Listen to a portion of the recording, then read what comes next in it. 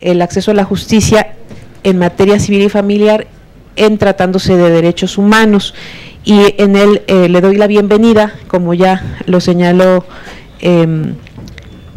anteriormente, a la licenciada Adriana Gebevich Lomelín, al licenciado Víctor Manuel Montoya Rivero y al magistrado Antonio Muñoz Cano Eternut. Esta mesa versa sobre un tema muy importante. El paradigma de los derechos humanos ha marcado el rumbo de la actividad del Estado mexicano en los últimos años. Desde la reforma constitucional de 2011 existe un mandato específico que ordena a todas las autoridades su respeto, garantía y protección. No obstante, los retos para lograr su plenitud aún no se han alcanzado y a pesar de los notables avances se adolece de mecanismos que permitan hacer efectiva su vigencia o perfeccionar los existentes. En la materia de derecho civil y familiar particularmente se han identificado distintas problemáticas que impiden el gozo inherente a estos derechos. Por ejemplo, en los diálogos de la justicia cotidiana se remarcaron algunos retos: la existencia de normas de contenido discriminatorios, tales como la desigualdad de requisitos entre hombres y mujeres para contraer matrimonio, así como para la figura del divorcio, la falta de lenguaje incluyente en las legislaciones, la ausencia de figuras jurídicas que protejan derechos en condiciones de igualdad de género, no se tiene un enfoque interdisciplinario de las problemáticas, es decir, se abordan únicamente desde la perspectiva jurídica y existe un alejamiento de los aspectos sociales y psicológicos involucrados, hay resistencia a la aplicación de un enfoque transversal de derechos humanos, el lenguaje excesivamente solemne, técnico y poco claro para las partes, lo cual dificulta la comprensión de los justiciables, garantizar la gratuidad en los procedimientos, ya que a pesar de que la justicia no está condicionada a la contraprestación de un pago, los sectores más vulnerables, afectados por la pobreza, la discriminación, la violencia o la escasa educación, se ven impedidos en el acceso a la jurisdicción ante la imposibilidad de sufragar gastos básicos generados en el procedimiento, la falta de abogados en la defensa gratuita, particularmente en la defensa de los grupos vulnerables. Estos solo son algunos ejemplos de este diagnóstico llevado a cabo en estos ejercicios de justicia cotidiana, que será muy importante que en este panel seguramente los participantes se referirán a estos retos y generarán una visión en torno a esta problemática que se enfrenta y cómo abordarla desde esta nueva legislación. Presento ahora sí a quienes participarán en esta mesa. Estamos hablando de una primera participación de 10 minutos para después tener otra breve participación de 5 y que puedan intercambiar o generar algún debate sobre los puntos que en la primera ronda se abordarán. Y para ello presento primero a la licenciada Adriana Gebevich Lomelín, coordinadora de la Comisión de Derecho Familiar de la Barra de Abogados. Ella es licenciada en Derecho por la Universidad Anáhuac, maestra en Amparo por la Universidad Luz Semper, doctorante en Derecho por la Universidad Luz Semper, abogada postulante en materia civil, familiar, mercantil y amparo, socia directora de Gebevich Montes SC, miembro activo de la Barra Mexicana del Colegio de Abogados, y le doy la palabra. Bienvenida. Gracias. No sé si quiere. Perdón, le voy a cambiar el orden de la participación. Me están pidiendo que inicie el magistrado, es el licenciado Víctor Manuel Montoya, perdón. Es el magistrado Antonio Muñoz Cano, es que así me dieron este orden, perdón, sí, magistrado Antonio Muñoz Cano Eternot, es egresado de la Facultad de Derecho de la Universidad Nacional Autónoma de México, donde tuvo el grado de licenciado en Derecho en el año de 1974, realizó estudios de especialización en materias de Derecho Constitucional y de Derecho Comercial y estudios sobre transacciones comerciales internacionales en la Universidad de Illinois, Estados Unidos de Norteamérica, en 1976, realizó estudios de maestría máster en investigación y docencia jurídica en la Universidad La Salle, obtuvo el grado de maestro en Derecho Civil y Familiar por la Universidad en Barcelona, España. En el Tribunal Superior de Justicia del Distrito Federal ha sido director general de Anales de Jurisprudencia y Boletín Judicial y del Instituto de Estudios Judiciales. Es magistrado en materia familiar desde 2003 y ratificado por la Asamblea Legislativa del Distrito Federal en abril del 2009. Muy bienvenido, magistrado Antonio Muñoz Cano. Tiene la palabra. Pues muchas gracias por la deferencia de empezar este debate. Gracias a mis compañeros de mesa, gracias a la senadora y gracias al Senado de la República que nos permite tocar algunos aspectos de este nuevo paradigma que es el Código Nacional de Procedimientos Civiles y Familiares. Me voy a pegar en estricto al formato porque me parece que representa todo el saber prudencial que debemos de tener los abogados. Mi maestra de 5º año de primaria me enseñó en mi pueblo que teníamos que ser precisos, concisos y macizos y no profusos, confusos y difusos. Y es básico en la expresión del abogado, sobre todo en el tema que quiero tratar con ustedes. Derechos humanos y procedimiento. Parecería ser una verdad de perogrullo lo que traigo a la mesa. Yo quisiera hablar de el derecho humano a la garantía del proceso. Y con ello especificar con mucha claridad que este Código Nacional debe de tender a la oralidad. Porque es a través de la oralidad donde se desnuda el conocimiento. Ya el abogado en la oralidad debe de preparar su audiencia, el juez debe de preparar su juicio. Estoy convencido, después de mucho analizar y estudiar, que el futuro de los juicios es el juicio oral. Con independencia de todas aquellas críticas que se le pueden tener a todo el procedimiento penal. México tiene una gran tradición oral. No sé por qué los mexicanos hemos perdido la memoria reciente. El Código Procesal Civil de 1932 es un código que tiende a la oralidad. Estudios como los del maestro Francisco Antonio Ricol son básicos para este aspecto. Cuando él nos dice que la tendencia de México en materia procesal civil en aquellos entonces, que también se veía la familiar, es eminentemente oral, sabe y sabe bien. La introducción en el juicio tradicionalmente escrito de los alegatos fue una tendencia hacia la oralidad.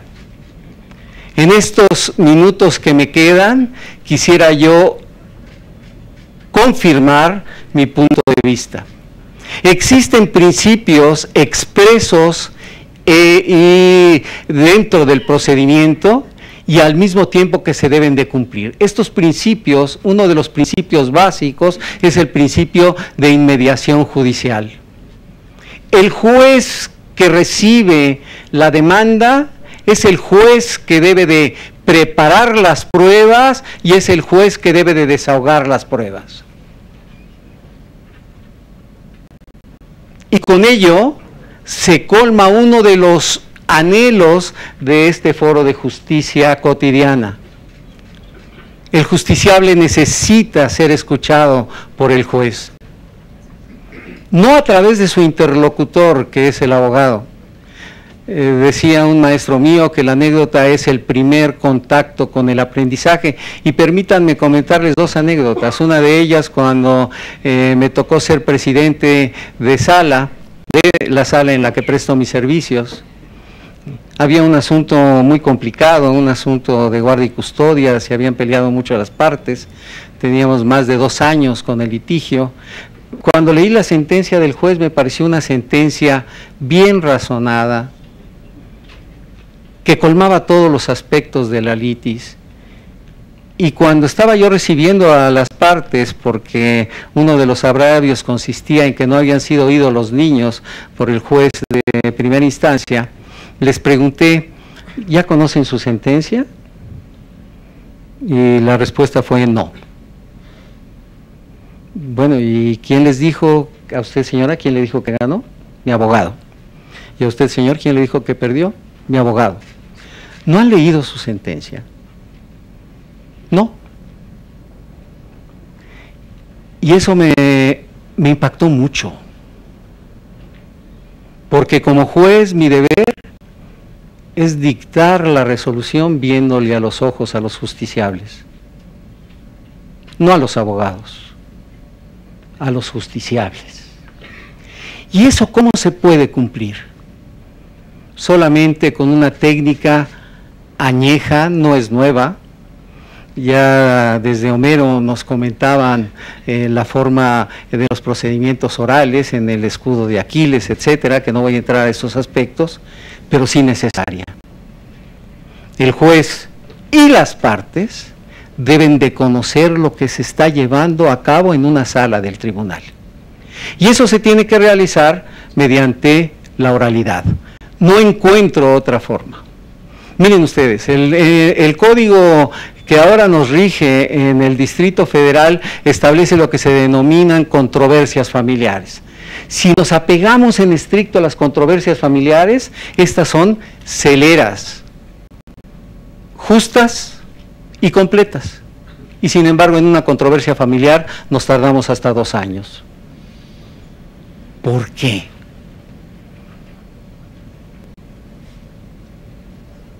Porque entre la realidad y lo que establece la norma existe una diferencia total. El código señala que una vez contestada la demanda y recibida las pruebas se debe de llamar a juicio a las partes para la sentencia de la audiencia en la cual se deben de desahogar. ¿Y qué nos pasa? Que por estrategia de los abogados, que además no nos debe de asustar, el pleito, decía Carneluti, es la negación del derecho. Pero además no puede ser de otra forma. Yo contrato a un abogado para que me defienda ante los tribunales y para que gane mi caso. Y de la otra parte sucede lo mismo. En materia de los abogados, perdón que lo diga así, pero existe una verdad interesada. Son los mismos hechos, pero con connotaciones distintas. Le corresponde al juez buscar la verdad, con la ayuda de las partes, desde luego. Y por eso es importante, a mi juicio, que este procedimiento se establezca en forma eminentemente oral.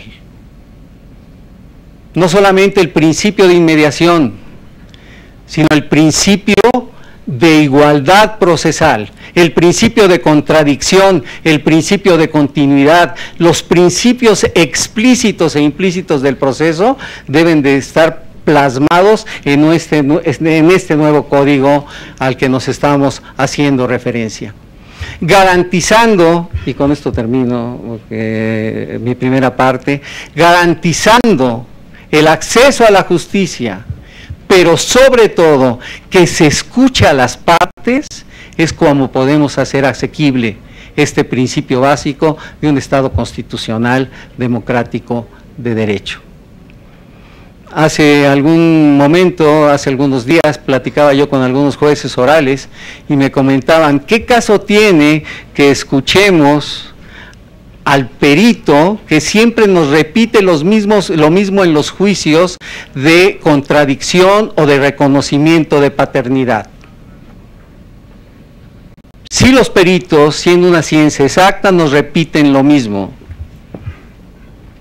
Les comentaba, a mi juicio, no es lo que usted escuche, señor juez, es lo que van a escuchar las partes, que eso es lo importante.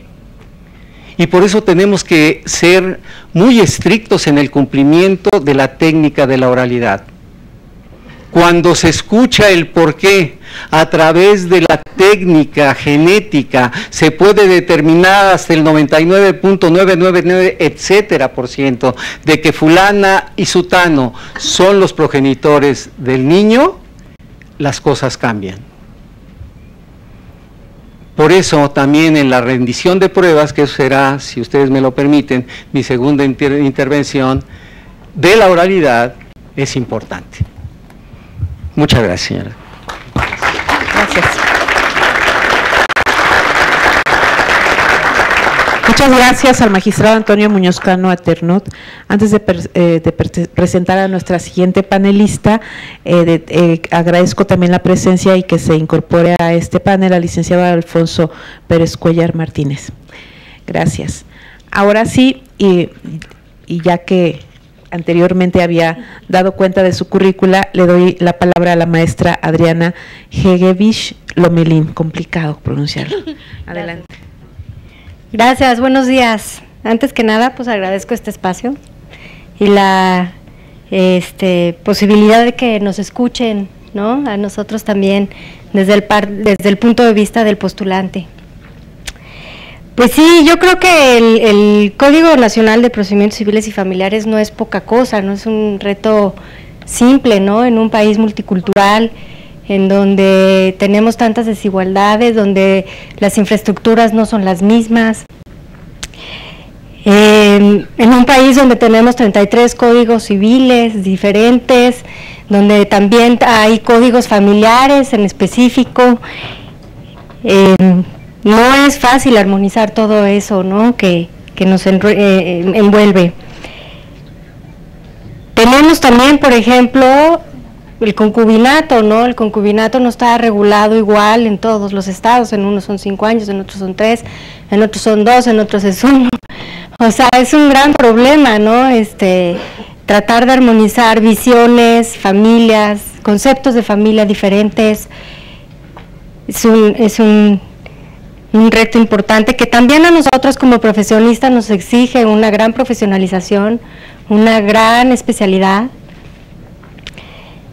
Por supuesto que si estamos envueltos en esta dinámica de la oralidad, pues también una gran capacitación, no nada más en el conocimiento sustantivo y procesal, sino también humano, ¿no? Y también de argumentación, pues hay que tratar de convencer, ¿no? No cabe duda de que yo también opto por la oralidad como una forma de impartir justicia pronta, expedita, concreta, ¿no? Que también esa es una parte que nos duele a nosotros, porque de repente vemos procesos donde sí se resuelve una parte, pero lo demás llevarlo a incidentes, ¿no? Entonces es un problema que no se concretice y se tenga una solución completa como lo exige el 17 constitucional. Entonces, tomando en cuenta que la oralidad ya está presente y que nos ha demostrado que sí es un modo eficaz en la impartición de justicia, es por lo que yo postulo que en materia familiar todos los procedimientos deben de ser orales, donde no haya distingo entre que si es una jurisdicción voluntaria o es un proceso especial como la controversia, o distinguir los tipos de diferentes divorcios que hay. Todos que sean orales es un recurso único, sencillo, ¿no? Eficaz. Del mismo modo, considero que la oralidad permite conocer al juzgador de viva voz, de forma inmediata, cuál es la verdadera problemática de las partes. No es lo mismo que lo plasme uno por escrito en su demanda y en su contestación, que el juez lo viva, lo presencie, lo sienta, ¿no? El juez tiene esa sensibilidad que además le da la práctica de saber desprender cuál es el verdadero problema. Y en ese sentido creo que también es muy importante darle esa fuerza a la mediación y a la conciliación, que en los procesos orales tal como están ahorita implementados, ha resultado también muy eficaz, porque y mi reconocimiento al tribunal que ha capacitado también a los funcionarios de que le dedican verdaderamente 3 horas a tratar de mediar y de conciliar y de que lleguen a un buen arreglo, y más vale dedicarle un día a dedicarle 2 años, ¿no? Entonces, también pugno porque se prevea en este código y se fortalezca la mediación y la conciliación como medios alternativos a la solución de controversias, donde tampoco se tengan que llevar pruebas, entrevistas a los menores, cuando ni siquiera son necesarios, cuando se logran identificar cuáles son esos puntos de desacuerdo, ¿no? Finalmente, también yo considero que en esta dinámica de la oralidad es mucho más fácil que si nosotros como postulantes no estamos de acuerdo con alguna resolución del juez, pues en ese momento se levanta la mano y se le dice, oiga señoría, no considero que su resolución esté debidamente fundada y motivada por esta y esta y esta razón, y entonces entras a un diálogo, a una cumpliendo también con el principio de contradicción, de que la otra parte sepa por qué tú te estás inconformando con aquella resolución y que en ese mismo momento se resuelva y no tengas que acudir a recursos y irte a otras instancias y esperar a que resuelva y que se regrese el expediente. Y creo que de esta manera se puede agilizar también el procedimiento y sí, obviamente, optar por un recurso al final, ¿no? Yo sí considero que deben de ser recurribles las decisiones finales, ¿no? En un único recurso ágil, eficaz, sencillo, y que tampoco nos detengamos a decir si es revocable, es apelable, o es queja, o es... No, es uno, punto, ¿no? Si queremos cumplir con la garantía de la tutela judicial efectiva, pues que sea un único recurso, sencillo, eficaz, y que no importe su denominación, ¿no? También con eso se cumple lo estipulado por la Convención Americana sobre Derechos Humanos, ¿no? Finalmente, y para cederle la voz al otro panelista, me gustaría también hacer reflexión sobre los medios de protección que tienen que necesariamente preverse e incorporarse aquellos que están ya previstos en la Ley General de Niños, Niñas y Adolescentes, en la Ley General de Acceso a una Vida Libre de Violencia, en fin, son medidas que si bien a veces acogen, no siempre se conocen y finalmente lo que a mí me parece más grave es que si se implementan antes y durante el proceso no se prevean después, porque también vemos casos de muchas mujeres violentadas después de haberse divorciado, ¿no? Por ejemplo, entonces, que esas medidas, con esa sensibilidad que tenga el juez y con ese empoderamiento que se le otorgue, puedan también tener efecto después de los procesos. Entonces, ese es mi principal, o de inicio, mi principal participación. Gracias.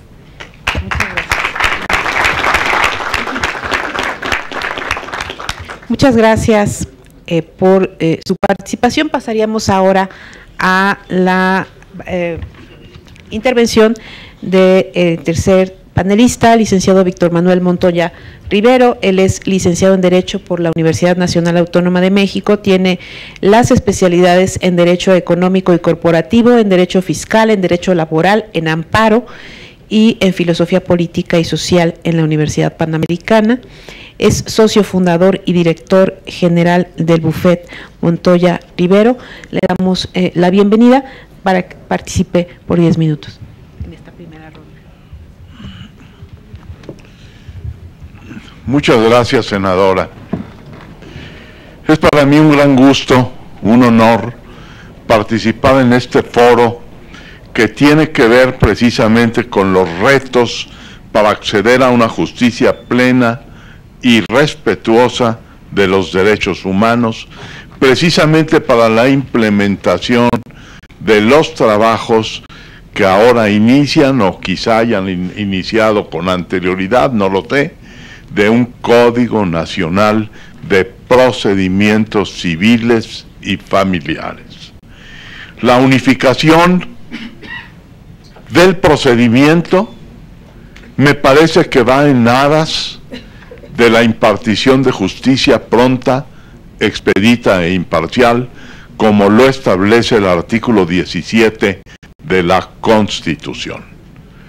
En la Ciudad de México, en la actualidad, los procedimientos familiares se aplican, se viven, se practican de una determinada forma.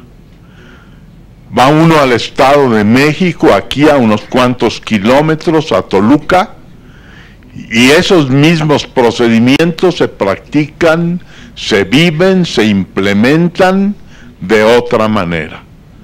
¿Qué no decir si va uno a La Paz, Baja California, o a Cancún, Quintana Roo, o a Tinguindín, en el estado de Michoacán? Las cosas se modifican, las cosas cambian, los procedimientos se aplican de una manera absolutamente diferente en muchas ocasiones, cuando no, por decirlo de alguna manera, de forma esencialmente arbitraria. Arbitraria quizá no solamente por lo que dicen las disposiciones legales, sino arbitraria también por la forma de aplicarlas por los juzgadores, por la influencia de los gobernadores de los estados en los poderes judiciales locales. No hablo, por supuesto, señor magistrado, de la Ciudad de México. En la Ciudad de México los magistrados me consta que son independientes, y a mucho honor por ello, pero sin embargo eso no sucede en los estados de la República. Pero se nos ha asignado el tema a esta mesa de hablar precisamente de la justicia en el orden familiar. En el orden familiar, y no solamente en el orden familiar, sino en el orden de las personas, en sus relaciones más íntimas, interpersonales. Y precisamente en ese tema, en esa temática, quisiera yo mencionar algunas cuestiones que sugiero, que postulo, se deben implementar en el Código Nacional de Procedimientos Civiles y Familiares, y tienen que ver precisamente con la cuestión relativa a la violencia familiar. La violencia familiar es algo sumamente doloroso porque a veces destruye a las personas. El juzgador que tiene enfrente a la violencia familiar y que tiene que tomar una determinación al respecto, muchas veces actúa en una forma fría, digamos, alejado, viendo las cosas con perspectiva, pero el juzgador, desde mi óptica, debe entrar a garantizar fundamentalmente el derecho de igualdad. Derecho de igualdad que establece la Constitución en el artículo 1, en donde ya se establece de una manera muy clara y muy precisa una cláusula de no discriminación, precisamente por ninguna razón, por ningún motivo, por ninguna circunstancia, cualquiera que ésta sea. La Suprema Corte de Justicia de la Nación, en tiempos recientes, ha publicado un opúsculo precisamente para implicar, para inducir, no obligatorio, es preciso señalarlo, para juzgar con perspectiva de género. Y me parece que ese opúsculo tiene algunas cosas desde mi punto de vista excelsas, excelentes, y que los juzgadores deben desde luego aprovechar, aunque tiene por supuesto ese estudio, ese análisis para juzgar con perspectiva de género algunas otras cuestiones de las cuales no puedo en ninguna forma compartir. Ya se mencionó aquí hace un momento a la Ley General de Acceso a las Mujeres a una vida libre de violencia. Pero me gustaría traer acá a colación ahora a la ley de acceso a las mujeres a una vida libre de violencia en el Distrito Federal. Y esas dos leyes establecen desde un punto de vista general las cuestiones que implican precisamente lograr la igualdad entre varón y mujer desde una perspectiva de género cuando se presentan cuestiones muy específicas desde el punto de vista de la violencia familiar. Y no solamente eso, sino que abordan incluso medidas de protección de carácter penal, y no solamente medidas de protección de carácter penal, sino también medidas de protección de carácter civil.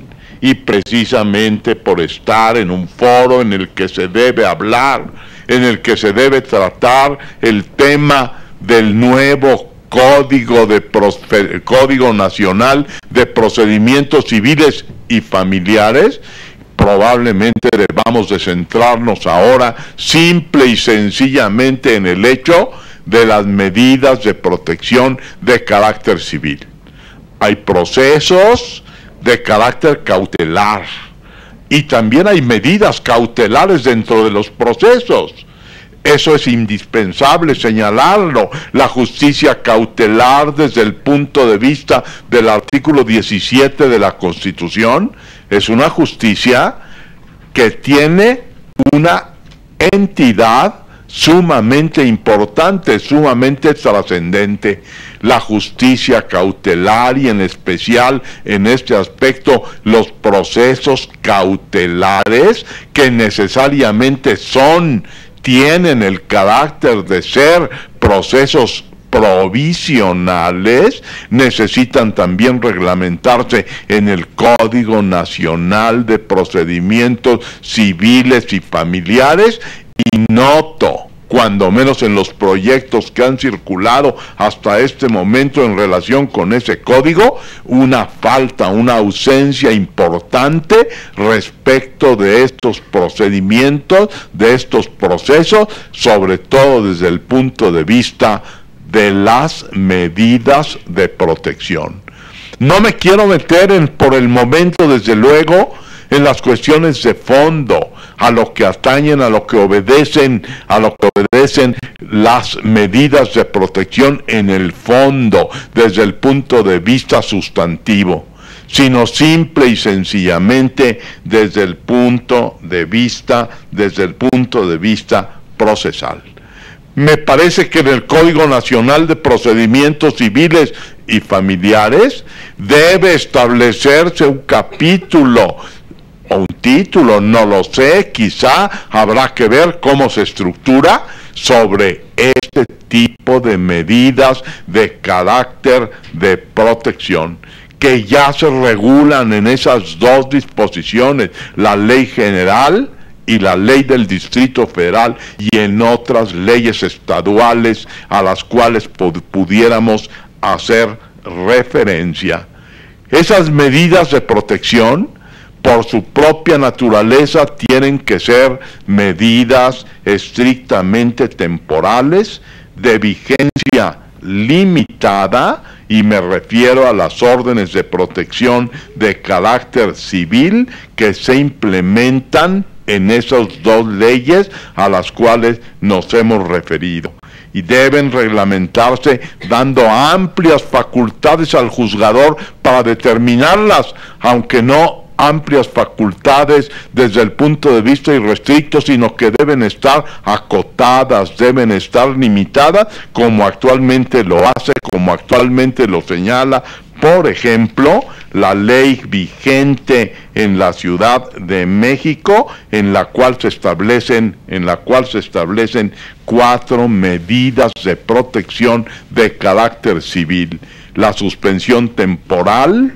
al presunto agresor, no al agresor, porque no se sabe todavía realmente si hay en realidad agresión, diría yo, al presunto agresor, del régimen de visitas y convivencia con sus descendientes, la elaboración del inventario de los bienes de la propiedad, de su propiedad o que forman parte de su patrimonio, incluyendo los implementos de trabajo de la víctima, la prohibición al agresor de enajenar, hipotecar bienes de la sociedad conyugal o las que se encuentren en el domicilio común en caso de concubinato o sociedad de convivencia, decía o dice esta ley especial a la cual me estoy refiriendo, y la obligación alimentaria provisional e inmediata. En realidad, estas cuestiones me parece que son importantes. Habría que ahondar en el procedimiento, habría que establecer un procedimiento muy ágil, muy sencillo, y desde luego comparto la idea del señor magistrado y de la licenciada Hegerich en el sentido de que esos procedimientos deben ser estrictamente de carácter oral, aunque definitivamente no se puede olvidar en ninguna forma algún ingrediente de carácter o de tipo escrito. Me lanzan aquí una tarjeta roja de tiempo, tarjeta roja de que se acabaron los 10 minutos, y precisamente por ello concluyo en este momento mi intervención, a reserva de decir con posterioridad algunas otras cuestiones. Muchas gracias por la generosidad de su atención. Muchas gracias, licenciado Víctor Manuel Montoya Rivero.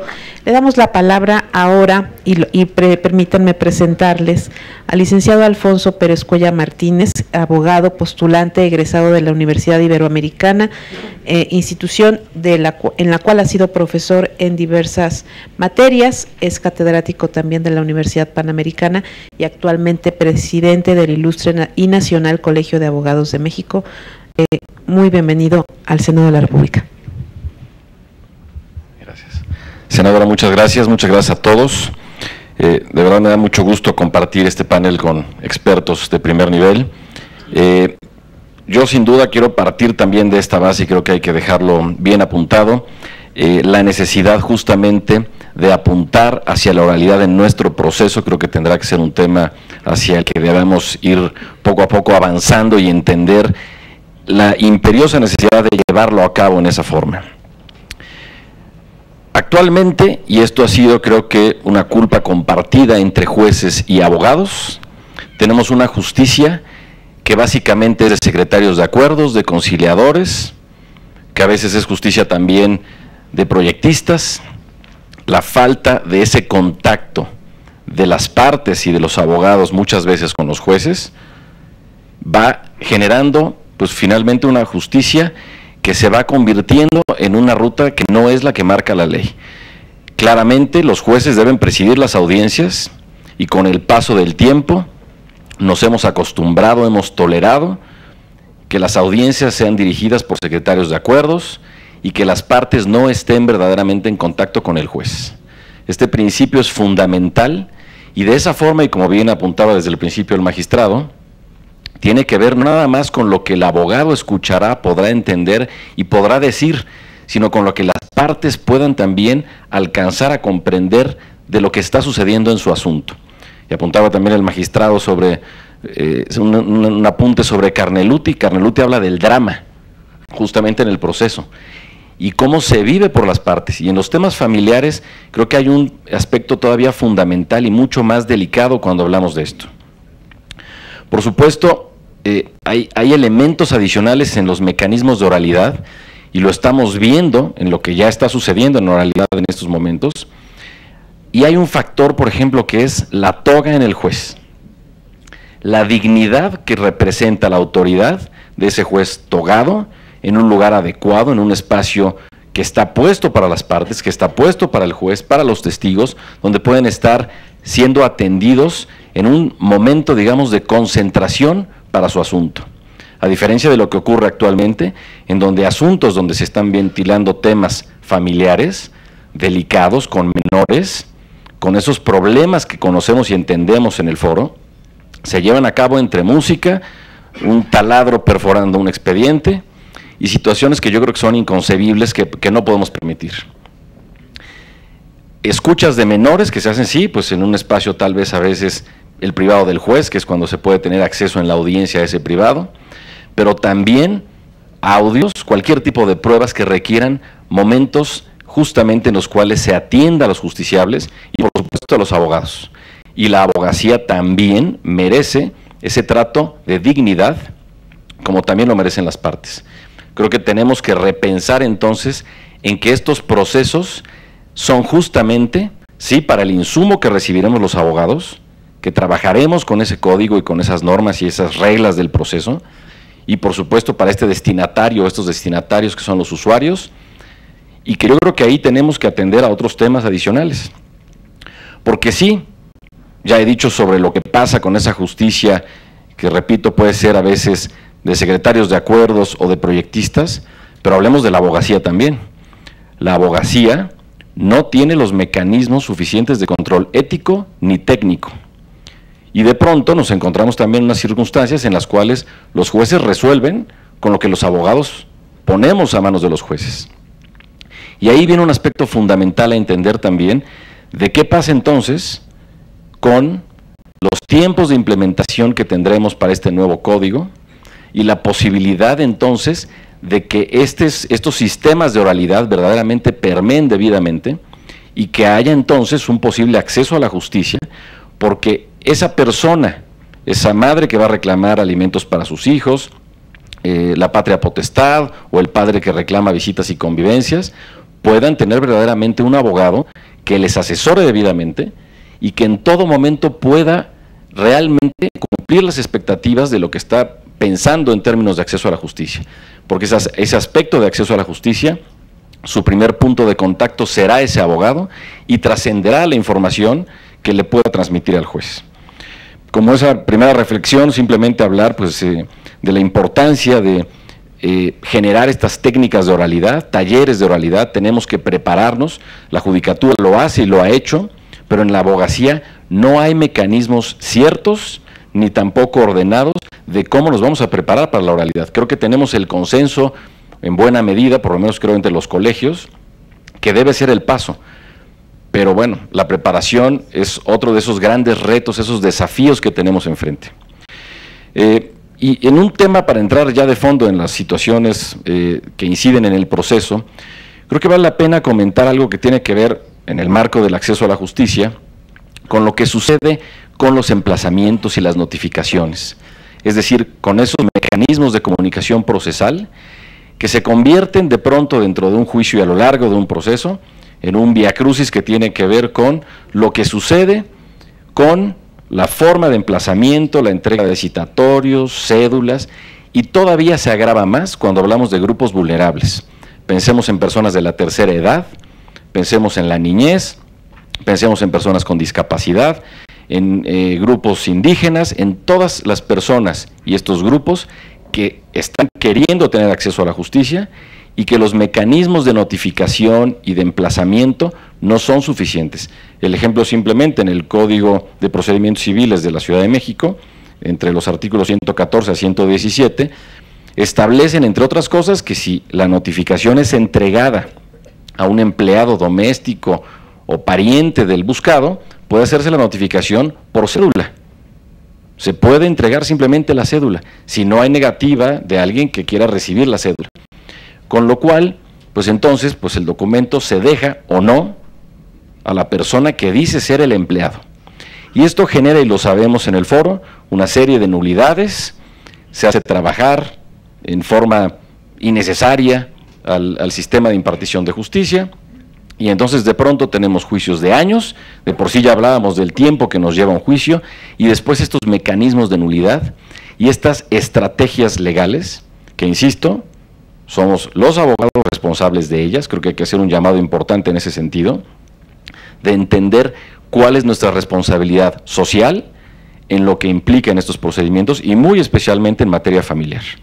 Porque también existen estas, insisto, estrategias legales que pueden ser, por ejemplo, en términos familiares, pues ese intercambio, esa moneda de cambio entre visitas y convivencias a cambio del pago de la pensión alimenticia.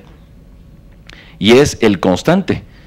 Los medios alternativos de solución de controversias tendrían también o deben ser uno de los principales puntos de entendimiento de cómo debe transitar también este nuevo código al que estamos apuntando.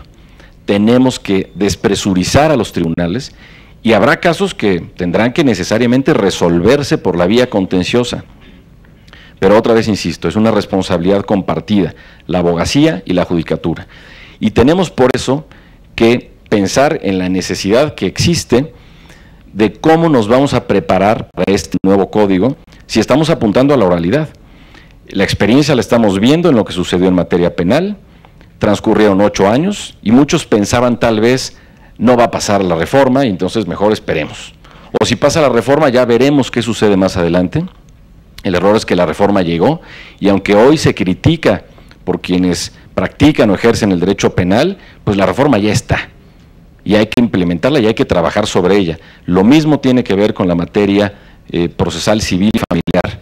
Tenemos que empezar a prepararnos ahora, por lo cual creo que este foro es ese primer punto de partida de entender la importancia, sí, por supuesto, de conocer la técnica, pero también los mecanismos que tienen que ver con esa forma de expresión oral, con el reto o el desafío que implica para el abogado efectivamente, y lo decía la licenciada Hevich, en función de tener que intervenir en la audiencia oportunamente y en tiempo, cambia el paradigma absolutamente. Estábamos acostumbrados a que el resto del proceso se piensa y se repiensa en días, se modifica y se cambia.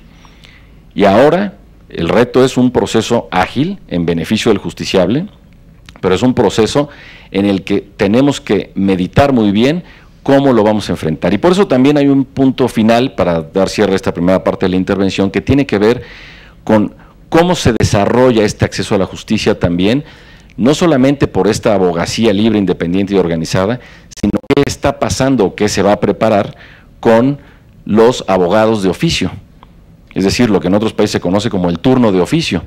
Tiene que haber una preparación que tiene que ser congruente y general. Toda la abogacía deberá prepararse conjuntamente y al mismo tiempo que la judicatura. Pero insisto, la judicatura nos lleva ya tiempo de preparación. La abogacía está preparándose quien puede, cuando quiere y como quiere, por 2 factores fundamentales que conocemos y que los colegios de abogados hemos señalado puntualmente y lo seguiremos repitiendo. No hay controles éticos ni técnicos. La cédula profesional que todos los abogados aquí presentes tenemos es exactamente lo mismo, porque no tiene ni caducidad ni implica especialidad. Eso significa que un abogado puede salir de una audiencia de un tema que tenga que ver con un tema familiar por cuestiones de alimentos y de ahí dirigirse a un procedimiento penal o a uno laboral, sin limitación alguna por ley. La limitación es una limitación que nos imponemos los abogados por cuestiones de carácter ético, porque la técnica es un imperativo ético. Si yo no tengo la técnica para poder entonces desarrollar o bien llevar a cabo un juicio, deberé abstenerme de hacerlo y en su caso sugerir que lo haga otro colega. Eso no ha pasado. Y estamos, no dudo de la posibilidad de abogados generalistas, llamémosles así, pero también creemos y nos damos cuenta con lo inmensamente grande que es el orden jurídico nacional de la imposibilidad que tiene conocer y poder bien aplicar todas las materias. Tenemos que buscar y tender a la especialidad también, justamente ahora que estamos hablando de este tema familiar, buscar todavía mayor seriedad en el foro, así como existe en la judicatura, que hay jueces especializados, pues que busquemos que cada vez haya abogacía más especializada. Muchas gracias.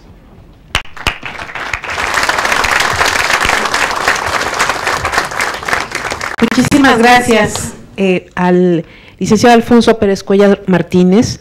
Vamos ahora a la segunda ronda, en donde los ponentes, en un término menor de tiempo, pudieran generar sus conclusiones y reaccionar sobre algún aspecto importante de los que han mencionado el resto de los panelistas, o bien para concluir las ideas que dejaron plasmadas en la primera ronda y poder así finalizar esta interesantísima mesa.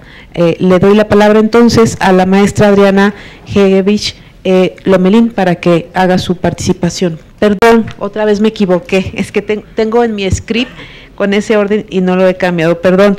Al magistrado Antonio Muñoz Cano de Ternot, por favor. Muchas gracias, Nava. Retos en relación al procedimiento oral. Hace más de 5 siglos, Heráclito manifestó que para conocer la verdad se necesitaba el roce de las inteligencias. Ah, qué interesante. ¿Sí? 2 abogados que conocen el caso, que conocen la técnica jurídica, que conocen la retórica y que ilustran al juez sobre el asunto. Y en consecuencia se sublima el proceso para constituirse en algo eminentemente humano. Roce de inteligencias. ¿Cómo lograr esta situación? Dice Michel Foucault, llegaron los clásicos, avanzamos. Si todo está escrito de la retórica en los diálogos de Platón, en los 5 diálogos de Platón, el Fedro, el Protágoras, el Gorgias, el Parménides y el Sofista, y allí nos enseñan a construir argumentos y a darlos a la audiencia en forma clara y precisa, ¿por qué no regresar a ello?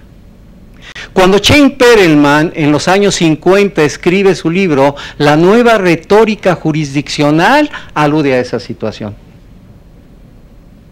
Recobremos esos saberes, esos viejos saberes para atacar los nuevos problemas.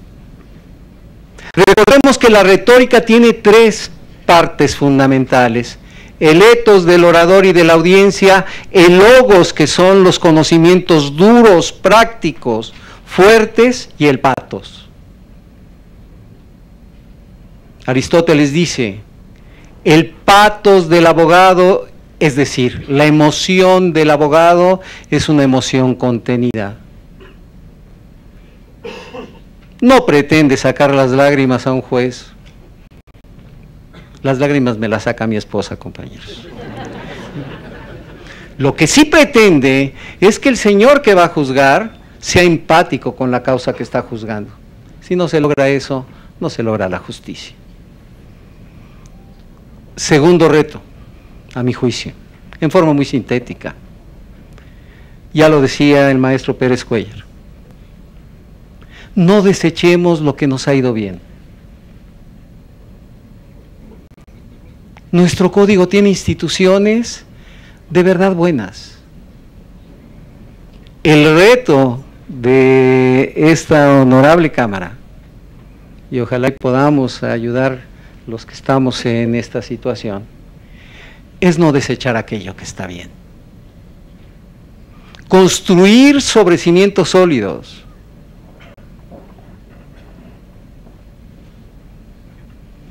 Tercer reto.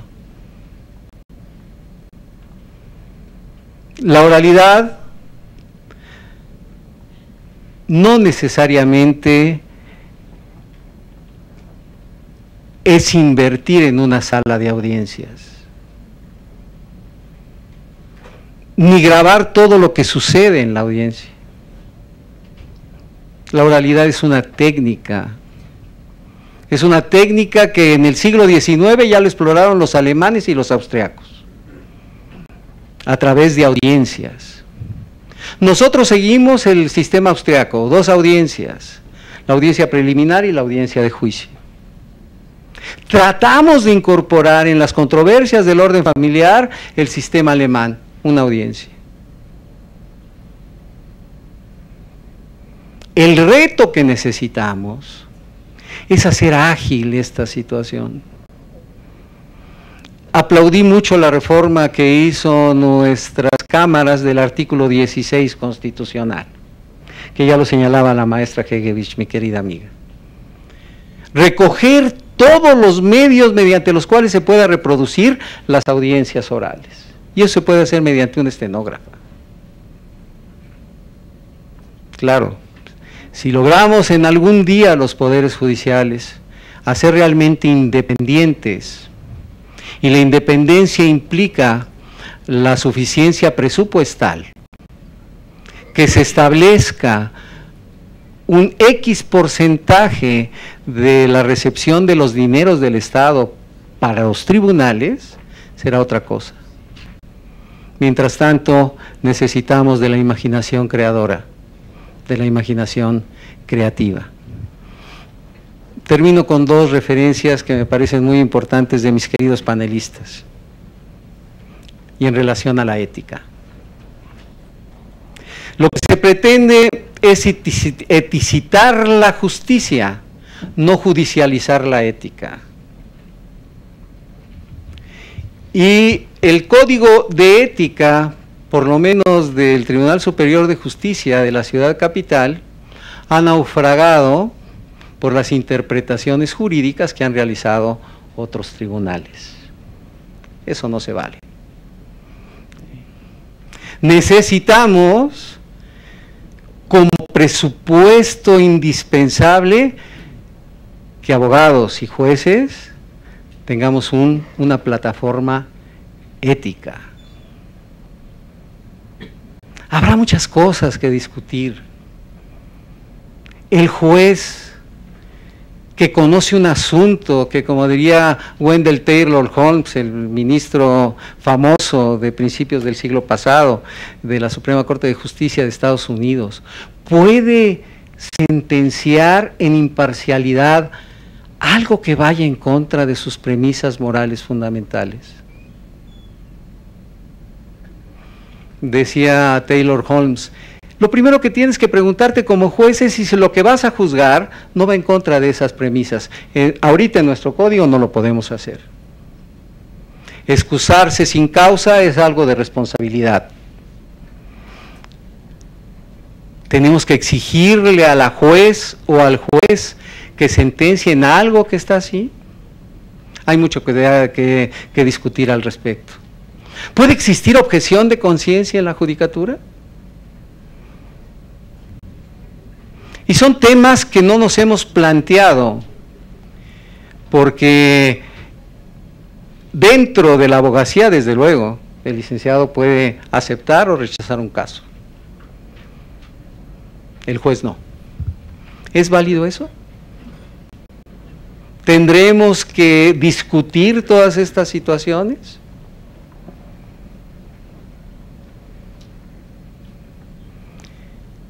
Por último, en esta ronda, la violencia familiar, que tan acertadamente lo tocó mi querido amigo, el señor licenciado. Es un mandamiento ético del abogado no llevar a su parte a un pozo sin fondo. Me explico. ¿Qué puede hacer el juez si le están diciendo que hay violencia familiar y describen la violencia familiar? Por ello comparto la idea del licenciado. Tenemos que tener un capítulo específico para analizar estas situaciones. Miren ustedes, hay algo que la retórica, la dialéctica erística nos enseña. No sé por qué ya no lo estudiamos los abogados. ¿Qué son los indicios? Y que es algo importante. Una pareja que se ha divorciado y que el padre convive o la madre convive es lo de menos, ahora estamos igual, que convive adecuadamente con sus hijos durante 4 años. Y de repente se nos recicla el problema y recibimos una nueva demanda solicitando la suspensión del régimen de visitas y convivencias. ¿Por qué? Porque el padre es abusador del niño. Después de 4 años.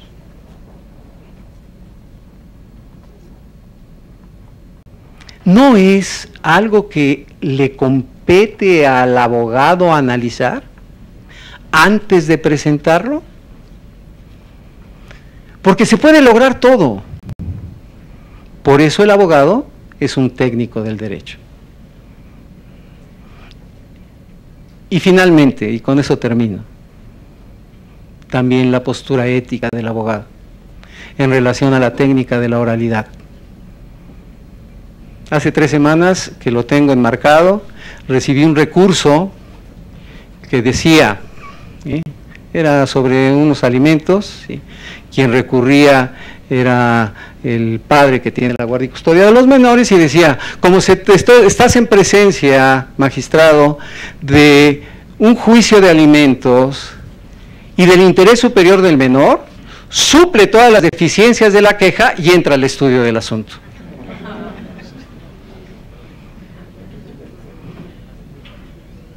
Eso no se vale. Lo que me lleva a afirmar mi última conclusión. Formalismo exacerbado, no. Pero formalismo sí. No es posible, mis queridas amigas y amigos, que en la salida de tribunales familiares haya una persona con un letrerito que diga divorcio incausado, 1,000 pesos. Y con eso termino, ¿sí? Muchas gracias, magistrado Antonio Muñoz Cano, por su participación. Le doy la palabra para sus conclusiones a la maestra Adriana Hegevich Lomelín. Gracias, pues yo quiero resaltar varios puntos. Uno, hablando de notificaciones, yo he visto que la oficina de gestión de los juzgados familiares ha sido muy eficaz. Y es muy eficaz porque, uno, no se distrae atendiendo al público, y dos, porque no requiere de que uno vaya por él y lo lleve, ¿no? Eso también genera certeza en sus actos. Entonces, creo que también esa parte habría que fortalecerla, porque no debemos de perder de vista que también, si tratamos de ser más eficaces, esa oficina de gestión también debería de ser capaz de tener gente que hable otros idiomas para que asista a las audiencias y en ese mismo momento esté traduciendo, porque de otra forma pues también dejamos vulnerables a aquella persona que no habla español, ¿no? Otro punto que quiero resaltar es los soportes técnicos de las audiencias. Si bien es cierto, hoy aquí se graban, también se pueden hacer uso de otras técnicas, pero yo pugnaría también porque se graben o se soporten las entrevistas con los menores, porque es una práctica común donde no permiten que los abogados ni los padres estén presentes. Se entiende que los padres pues no estén, pero ¿por qué no saber qué dicen?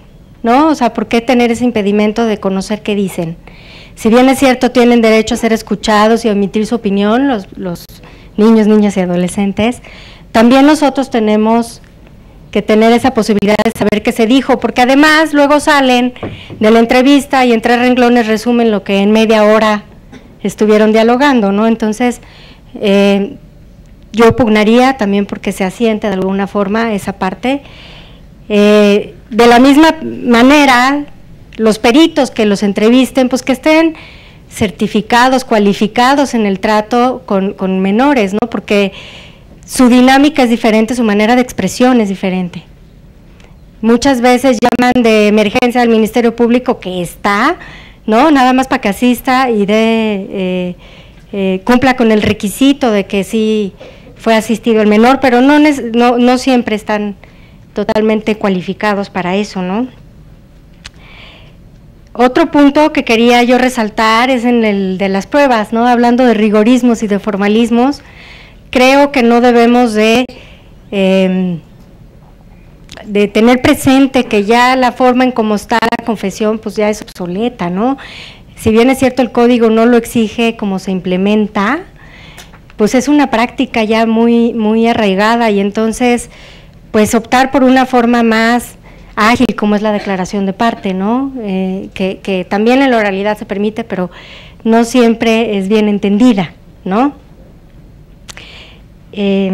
Otro punto que me faltaba decir es el impedimento de los abogados, ¿no? Muchas veces, por ejemplo, en los divorcios, aquí te dicen, oye, pues que sea un único abogado el que representa a las dos partes. Oye, pero es que si la otra parte también quiere ir asesorada, ¿por qué no? Pues no, pues porque el código dice. Entonces, también eso violenta el derecho a tener y estar asistido. De la misma forma, quizá también tener previsto que el niño que no siempre está bien ni representado ni protegido por sus padres, porque traen sus propias pugnas, pues también tenga su abogado, ¿no? No sé si o sea, no sabría cómo implementarlo, es decir, si fuera institucional pero yo creo que sí, para que vigile que efectivamente, o a lo mejor es la propia función del Ministerio Público, ¿no? Que vigile que efectivamente se proteja su propio interés, ¿no? Y básicamente con eso termino. Muchas gracias.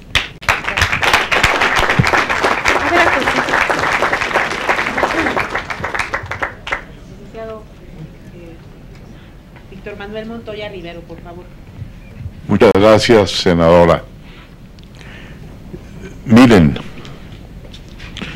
desde mi muy particular óptica, es absolutamente necesario hacer una cirugía mayor. Cirugía mayor respetando, por supuesto, lo que funciona, pero modificando lo que no funciona. Pero modificándolo a fondo, modificándolo realmente, y no solo modificándolo en el papel, en el código, en el documento, sino modificándolo en la vida, en la realidad. Ya el señor licenciado, presidente del Ilustre y Nacional Colegio de Abogados de México, Alfonso Pérez Cuéllar, se refirió a un punto que me llama extremadamente la atención. Y ese punto que me llama extremadamente la atención es el de la justicia que imparten los que no son ni tienen la categoría para hacerlo ni la preparación para realizarlo, juzgadores, sino que son secretarios. Son secretarios de juzgado, son secretarios de colegiados, son secretarios de salas, son secretarios de la Suprema Corte de Justicia de la Nación. Cuento una brevísima anécdota. Se presenta un litigante con un señor ministro con toda la barba y el postín de la calidad de tal. Le lleva una sentencia y le dice: ¿me permites leerte un párrafo de esta sentencia? El ministro cortésmente, como siempre lo hacen, porque siempre lo escuchan a uno con absoluta apertura y generosidad, no es ironía. Oye el párrafo después de la lectura y entonces el ministro le dice al abogado: eso que me estás leyendo es un absurdo, es contra derecho, ni siquiera está bien redactado, no se entiende, no tiene lógica. Y entonces el abogado, con toda sencillez, le comenta y le dice: esta sentencia tú la firmaste, eres el ponente. Y entonces el ministro contesta: ¿cómo? No es posible, déjame ver habla? ¿De qué caso se trata? Y el ministro se le suben y bajan los colores de la cara y tuvo que reconocer, según alguien me contó, no sucedió en esta época, no sucedió con estos ministros actuales, sino en el pasado remoto, tuvo que reconocer que se había equivocado y que se trataba de una justicia de secretarios. Justicia de secretarios, no de ministros. Justicia de secretarios en las salas quizá del Tribunal Superior de Justicia de algún estado remoto de otro país. Porque aquí en México eso no sucede. Aquí en México tenemos, señores magistrados, absolutamente responsables. Y por el otro lado, en los juzgados lo mismo, las audiencias las llevan los secretarios, los jueces no se paran sino por equivocación, juzgados civiles me refiero, no se paran ni sino por equivocación, y eso debe desaparecer. Me parece que es una exigencia ética. Lo fundamental en muchas de estas cuestiones no solo es el derecho es muy importante, los formalismos son importantes, por supuesto para dar seguridad a las partes, pero la ética también es y tiene una importancia relevante, sobre todo en materia de justicia familiar, de justicia interpersonal, de justicia de menores. Me apunto también, desde luego, por la oralidad, pero hay que continuar con la oralidad, quizá dando un gran paso desde el punto de vista de la temática de la prueba. Dicen nuestros códigos que el que afirma está obligado a probar. ¿Será cierto eso? ¿Que no existe ya una tesis de la Suprema Corte de Justicia de la Nación en donde se explica lo relativo a la carga dinámica de la prueba? ¿No debe existir quizá el principio fundamental de la lógica y del derecho de que lo cotidiano se presume, lo normal, lo que es de ordinaria administración de la vida diaria se presume, y que en cambio lo extraordinario se prueba, aunque yo lo afirme y la otra parte lo contradiga y lo niegue? Por supuesto, sin desconocer los principios generales del derecho procesal. Los principios generales del derecho procesal de los que se ha mencionado acá son, por supuesto, de carácter fundamental. Y vuelvo al tema de la violencia familiar. La violencia familiar debe resolverse de manera expedita, de manera rapidísima, en forma esencialmente verbal, aunque en algunos casos iniciando por escrito, con pruebas, con indicios, como señaló el señor magistrado en muchas ocasiones, y no lo señaló en muchas ocasiones, sino que en muchas ocasiones, recorrijo, los indicios son base fundamental para dictar resoluciones en materia de violencia familiar. Y por supuesto, de manera transitoria e inmediata y ajustándose a la ley. Y una cuestión más. Hace años se estableció en México la responsabilidad patrimonial del Estado. Y me meto acá en un tema muy espinoso. ¿No debería establecerse en México la responsabilidad patrimonial del Estado también por el error judicial?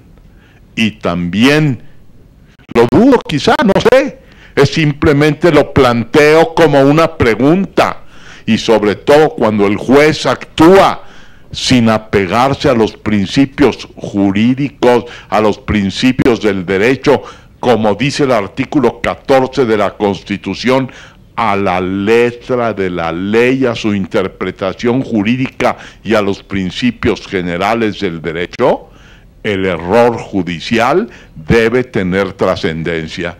Y las quejas administrativas contra los juzgadores, y no solamente contra los juzgadores, sino contra los secretarios de acuerdos, que no van a nada, porque el Consejo de la Judicatura, no de esta ciudad, por supuesto, no de esta ciudad, de otra, allá en el planeta Marte, se protegen entre sí y luego viene la resolución no estableciendo ninguna queja, no estableciendo ninguna sanción, y luego no la puedes impugnar en amparo porque no es interés tuyo, no tienes interés jurídico para impugnar en amparo, ni tampoco interés legítimo. Creo que así sucede, y me parece que el juzgador, el secretario, el actuario, quien sea que obra de una manera incorrecta debe ser sancionado, y el justiciable debe de tener las armas, los elementos para ir hasta las últimas consecuencias, teniendo interés jurídico para exigir las responsabilidades del caso. No me refiero, por supuesto, a la responsabilidad civil, ampliamente desconocida en la práctica en esta temática, cuando menos a mí me lo parece. Muchas gracias por la generosidad de su atención y por mis comentarios un tanto cuanto agresivos que he expresado. Muchas gracias, licenciado Víctor Manuel Montoya, por su participación, y finalizamos con la intervención del licenciado Pérez Cuéllar Martínez para que formule sus conclusiones. Muchas gracias. Bueno, dos apuntes finales, uno que tiene que ver, y entrando ya a mecanismos procesales y conectando lo que decía el licenciado Víctor Manuel Montoya sobre la prueba.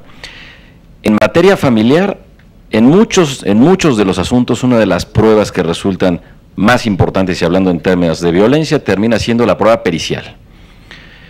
Claro, no hablo nada más de la violencia física, sino de los otros grados de violencia, tipos o clasificaciones de violencia que terminan basándose o sustentándose en pruebas periciales.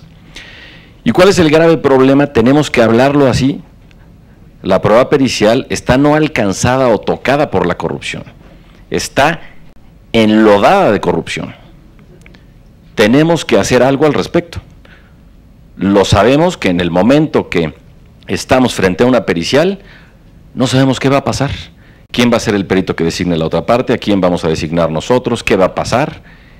Con el pago de los honorarios, pero no el pago que se exige a través del juzgado.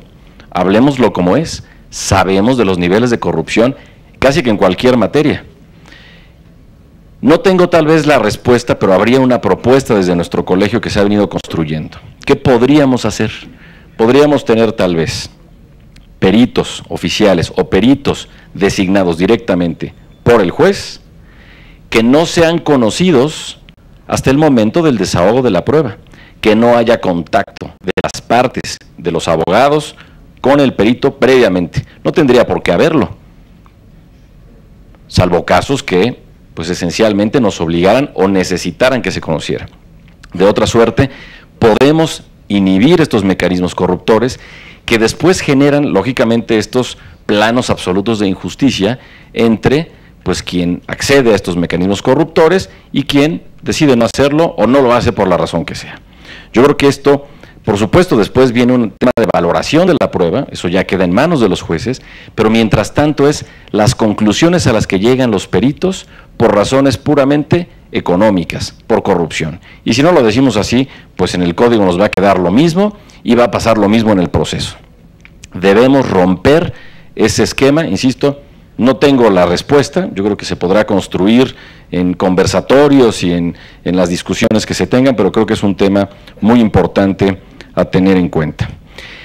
Y un segundo tema que me parece fundamental y que también lo hemos omitido siempre, nos parece que es normal, aunque de pronto aparece en el mes de diciembre o en el mes de, pues, entre julio y agosto, que son, pues los tribunales ya se fueron de vacaciones.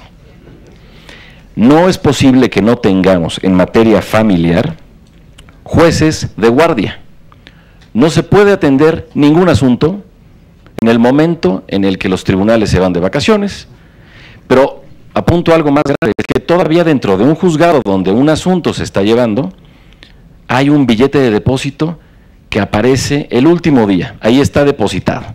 La señora va a cobrar la pensión para sus hijos. Caso real, y yo sí lo viví, y ahí estuve. No querían entregar el billete de depósito porque ya no era la hora, y los viernes no entregan billetes en ese juzgado. Bueno, discusión amplia con el juez. ¿Cómo que no se pueden todos los días? Ojo, hay una circular del Consejo de la Judicatura que dice que son días y horas hábiles para la entrega de billetes, todos. Bueno, vean ustedes y tomen fotografía en los juzgados donde tienen un letrerito muy bien puesto, con una carita feliz, que dice, los jueves no se entregan y todos los días solo hasta la 1 de la tarde. Mientras no haya mecanismos que permitan que esa justicia sea accesible, pues claro, esperamos entonces las vacaciones, el regreso de las vacaciones para atender estos temas que tienen que ver, por ejemplo, con medidas precautorias urgentes, que no hay forma de acceder a ellas. Tenemos que establecer y buscar también en este código mecanismos que permitan ese verdadero acceso a la justicia en materia familiar de forma pronta y expedita, sí, pero con un mecanismo que logre regular la actividad de los jueces en esta materia que es tan sensible. Por supuesto, en materia mercantil, bueno, pues ni hablar, habrá que esperar, ¿no? Bueno, hay cosas urgentes también, no lo dudo, pero si hacemos esta conciencia de la vulnerabilidad que implica el pago de la pensión alimenticia o la posibilidad de tener una medida precautoria por parte de alguien que está sufriendo violencia, necesitamos repensar cómo vamos a organizar y cómo será a partir también del propio código establecer días y horas hábiles y los mecanismos de protección para todos estos efectos. Creo yo que es una gran oportunidad, creo que la posibilidad de que el foro esté aquí, que tengamos este nivel de discusión y la invitación sobre todo de que hagan llegar a los colegios o directamente, pues quiero pensar también al Senado y por los mecanismos que nos permitan y nos informen, estas inquietudes. Yo sugiero seamos puntuales, hay muchos temas en la experiencia de todos que podemos y debemos acercar, insisto, es el momento y es la oportunidad, después vienen las reformas y las contrarreformas y el litigio estratégico y mecanismos que la verdad es que no son los ordinarios. El momento es este, creo que debemos aprovecharlo y agradezco de verdad mucho a la República esta posibilidad. Gracias. Muchas gracias. Yo agradezco a todos los panelistas que hoy nos han acompañado en esta mesa, que ha sido por demás interesante escuchar las inquietudes desde sus distintas perspectivas, desde la perspectiva de la impartición de justicia a través del magistrado Antonio Muñoz Cano Eternot y a través también del punto de vista de los abogados dentro de su ámbito como litigantes, como conocedores de la materia, y ha sido muy rico. Yo me permitiría simplemente hacer algunos apuntes muy breves de lo que hoy escuchamos. Por ejemplo, en el caso del magistrado Muñoz Cano, esta propuesta de que será fundamental incorporar los principios de oralidad en este nuevo Código Nacional, que es compartido por el resto de los panelistas. También hacer hincapié en esta necesidad de contar con una plataforma ética entre abogados y juzgadores. También entender la oralidad no solo como una nueva estructura de salas de oralidad, sino una técnica que debe conocerse, que debe dominarse, y para ello va a ser muy necesario también este proceso de vacatio una vez que se emita el código, y este tiempo que se tenga pues para la implementación y la capacitación de los operadores.